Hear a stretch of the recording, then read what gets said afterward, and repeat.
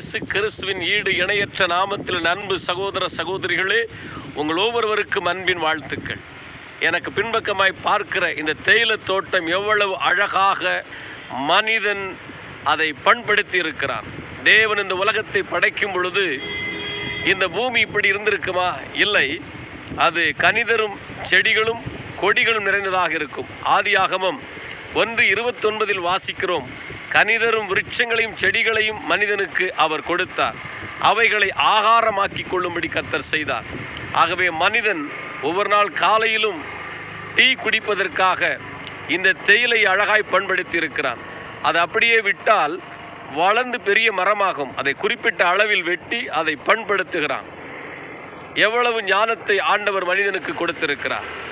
எனக்கு அருமையான அன்புக்குரியவர்களை, மனிதனுக்கே இவ்வளவு பெரிய ஞானத்தை கொடுத்து இந்த பூமியை அழகுபடுத்த அவன் விரும்பினானால், தேவன் உன்னை ஆசீர்வதித்து உயர்த்தி அழகுபடுத்தி அநேகருக்கு ஆசீர்வாதமான பாத்திரமாக தேவன் உன்னை மாற்றுவார்.